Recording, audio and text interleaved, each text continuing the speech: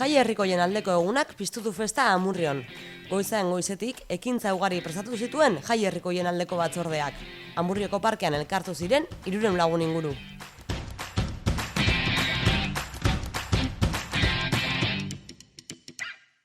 Aurten pregoilari bat hautatu dugu, eta hori bai izan da berrikuntza bat, eta horretarako 3 elkarte jarri ditugu Facebooketik, bozkatu izateko batengatik, eta elkarteak izan dira, Burubio Kultura Elkartea, Amurrio Trail eta Otxemeak, talde feminista. Iruditzen zitzaigun 3 nahiko talde gazteak direla, oso lan politak egiten dira Amurrion, eta orduan horiek 3 antolatu genituen, eta aurten jendea Otxemeak bozkatu du, eta Otxemea da garaia, eta ni uste merezi dutela, aurten sekulako lan egin dute bai Euskal Herriko aldeako Amurreko mugimendu feminista osoa, gu oso posi, Otxemeak gure lehen pregoilaria izat. Borroka feminista! Gora! Gora Amurrioko jai herrikoiak! Gora!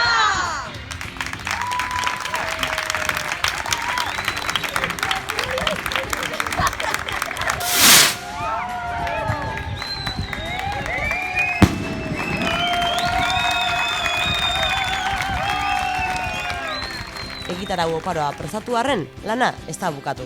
Jaio zenetik gure filosofia argi daukagu, gure ideiak oso argi daukagu, eta dira euskal kultura eta identitatea bultzatzea, aiaraldeko taldea eta hemengo talde lokalak baita ere bultzatzea, eta guk aukera ematea beraiek hasieran sobretodo kontzertuak eta emanari izateko, hori argi daukagu, eta gero baita ere batzorde parekide bat gara, gainera justo kulturalki uste dugu, igual emakume esasotutako taldea gutxiago direla, eta beti urtero saitzen gara emakumeak holtzara igotzen, berein taldeekin, eta hortaz baita ere beti saitzen gara, eta gero, gurentzat oso garrantzitsua dena, gu honekin saitzen garena da demostratzen, auzolanarekin eta guztion arteko autogesterekin eta guztion arteko harremanarekin eta lanarekin gauzak atera direla.